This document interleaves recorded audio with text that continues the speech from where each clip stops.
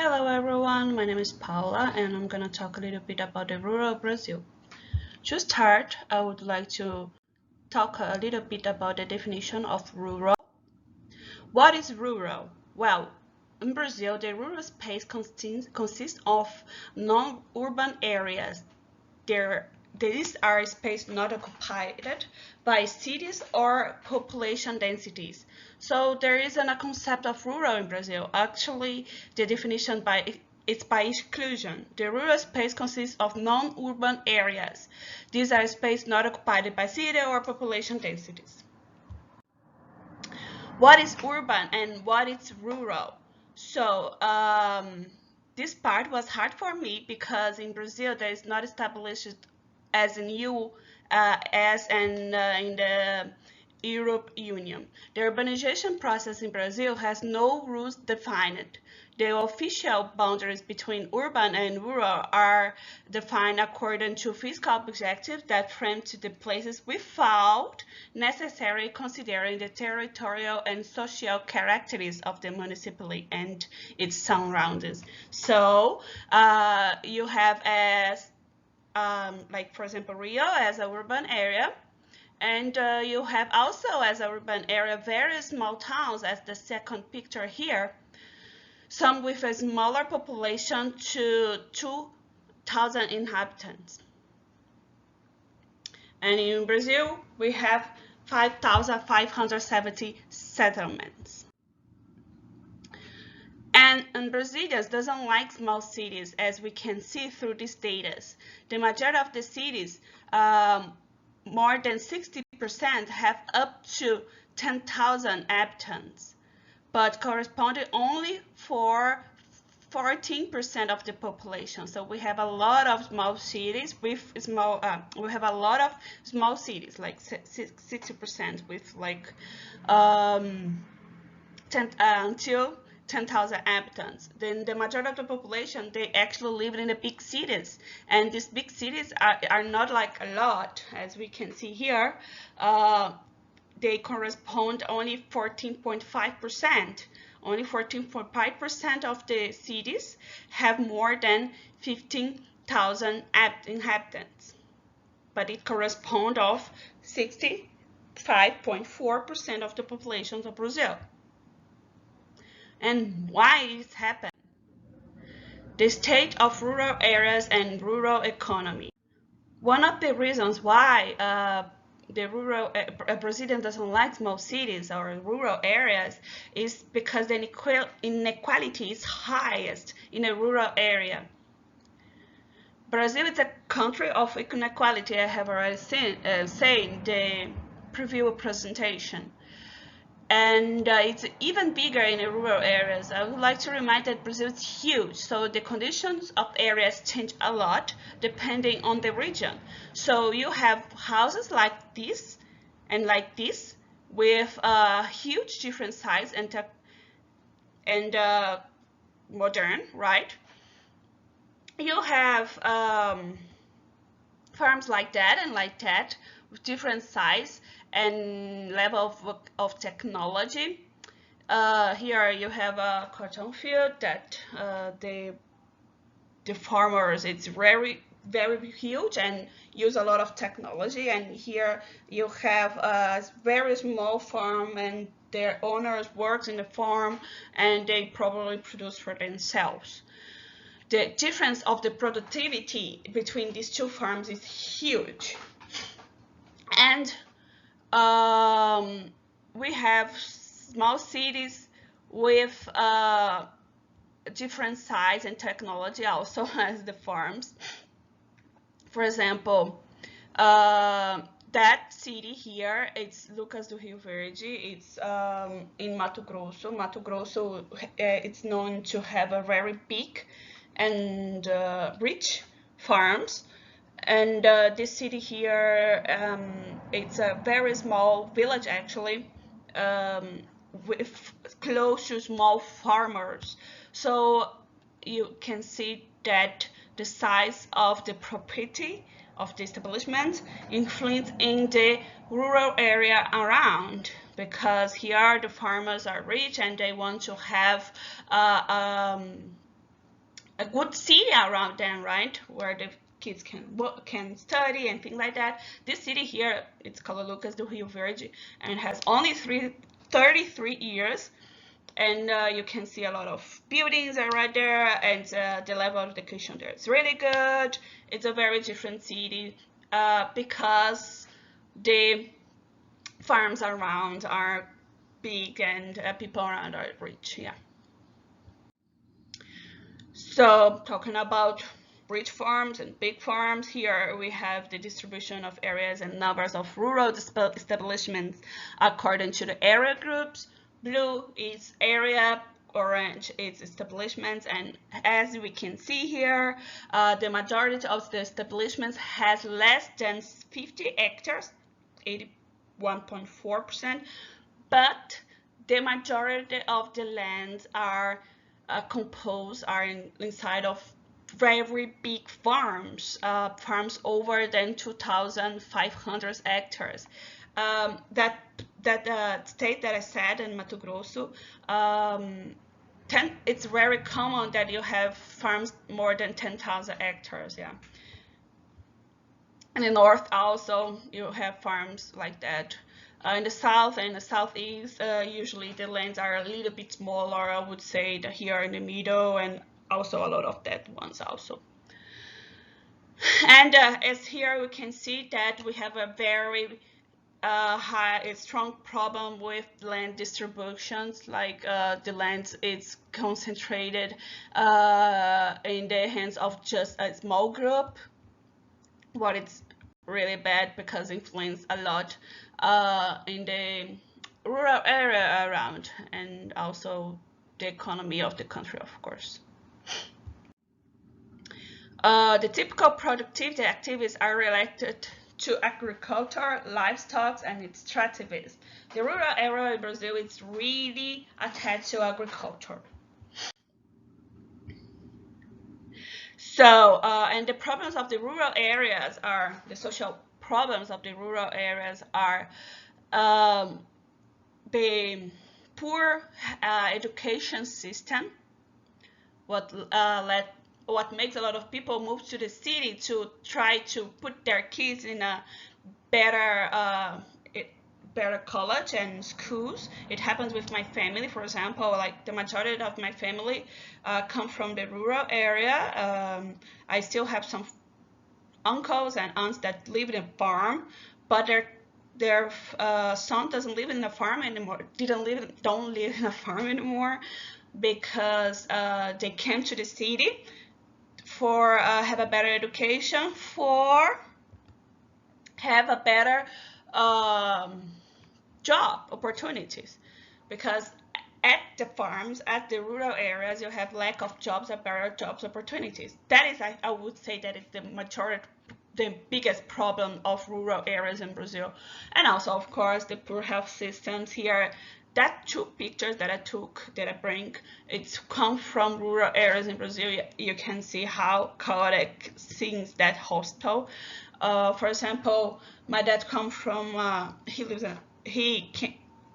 was born and raised in a farm, and there is a very small city close to the farm. It's like 6,000 inhabitants, and just now they have a hospital, and anyways just have one doctor and one nurse there. And for you go to a good hospital system, you need to drive at least like 100 kilometers for you have a hospital with high treatment center and things like that. The state of agriculture. I talk a lot about the bad things of Brazil, and now I'm gonna talk about a thing that I'm really proud of Brazil, because Brazil is one of the most competitive agriculture producers and exporters in the world. It's self-sufficient in basic foodstuffs, what doesn't happen with a lot of countries, right? We don't like necessarily need to buy things for we live. We don't need to import meat, rice, things like that, even though sometimes they import because of the economy and things like that. Anyways, and Brazil, The agribusiness corresponds to 26.6% of the GDP of the country. The exportation and production. And we are the biggest producers and exporters of corn, soybean, meat, cotton, sugarcane, orange, cellulose, and we have a good productivity levels of many of the commodities like corn, soybean, and other things also. You probably think like Brazil is huge, so it's easy to be big in something, right? But actually, the agriculture areas are very small. Like we are a big country, but only, as we can see here, like for fields indeed, not for like things for the cows, for the cattle, but where you produce soybean, corn, it's only 7.8% of Brazil. Only 30% is designated for agriculture at all, agricultural activities. The other 66% is native vegetation. So yeah, Brazil has a lot of forest. Like I would say, like 19 times Hungary, just full of forests, something like that. Why USA, for example, it's a big country also, right? Used over 70% of his area for agriculture, as we can see here in this graph. So yeah, we are proud of our agriculture because we produce a lot in a small area. And yes, even though like we listen a lot about Brazil destructing the forest here, it's true. But it's also true that we know and we have been having a more sustainable agriculture system than when we compare it to the other countries. And we also even have here, it's written vegetation destination of to preserve inside of farms. In Brazil, there is a law that 20% of your land should be native vegetation. So you have a farm and you can't plant in all this of your land. You need to let 20% of that. And if there is some areas that is like close to lakes or rivers, you even need to let even more. That works very well in a lot of parts of Brazil, but in some parts, the lack of fiscalization, makes that makes easier for farmers don't respect this rule. As I showed before, the majority of the farms are small, but the majority of the areas is composed by big farms. The majority of the rural employees are in the family farming, but the majority of the gross value product is from the not family farming. And the GDP and the loans also comes from not family farm. A general overview on rural agriculture policy. Most of its dynamics is created by corporate agriculture and driven by production of export commodity.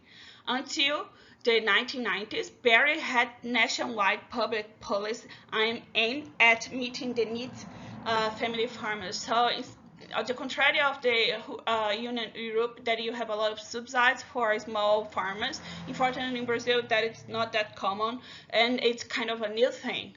Because before, especially during the dictator time, the government just care about the big farmers. What is family farmer? Sorry. Family farmer who promotes activity in rural areas on land with an area of less than 4 fiscal models, employs labor from his own family, and has his income linked to production. Regulation, crop plan. It's a credit support that aims to help in the sustained development of the agriculture sector. regularizations of the establishments is CRA, CNRR, as I told you, like there's a lot of regulations, for example, of about the percentage of native things in your land, like native forests and areas, native vegetations of areas. And unfortunately, there is, as I told before, there isn't a lot of subsidies for the small farmers because of the lack of the interest of the politicians, because they are there to serve rich people and not the family farmers. And what is the main goal of the rural development policy? In 1993 and 1991, the strong focus on agrarian issues like the PRONAF, that's Program for Family Farmers in Heisen, and it's really focused and the distribution of land, because now it's bad, but before it was even worse. The amount of areas concentrated in the hands of just one. In 1998 until 2005, the government focused on the creation and implementation of social and compensatory policies, food procurement programs, provide links between food production and public consumption directed from family farmers and land reform settlements. They were trying to help the small farmers to afford themselves and grow. And between 25 and 2021 now, not only focus on the land distribution and the social economy of small farmers, they try to improve also the agroecology. It's being supported by the government, research institutions, and development agencies in Brazil. Like, for example, the Pro Ambiente, it's a pilot project for the social and environmental development of rural family productions. One example of a project, it's Semana da Família Rural. It's like the week of the rural farmer. Sorry, the family farmer. It's a rural development extension project of the Triângulo Mineiro. It's in my city. I have already participated of this program as a student. It has some partnerships, that it's the Techno Assistência and a rural extension company of the state of Minas Gerais, Emater. It's a company of the state that goes and to small farmers to help them how to improve their economy. And also the City Hall of Uberlândia, it's and the Rural Union of Uberlândia was one of the partners in this project here. The focus is in small farmers and students. It creates a farmers market. There is every year you need to pay a symbolic tax fee to participate. That it's very cheap. It's like 35 reais for 1 week. And it's promote meeting for exchanging and knowledge and networking. And it delivers some technical course like agroecology and organic production, apiculture, poultry, dairy farm, agrobusiness, orchard, food processing, and handmade candy. When I participate of the orchards one. Yeah, it was really interesting. And you have theoretical and also practical classes. What is amazing. Here you can see the handmade things, the explaining, the practical parts, and the conference. Here you can see the exchanging knowledge and etc.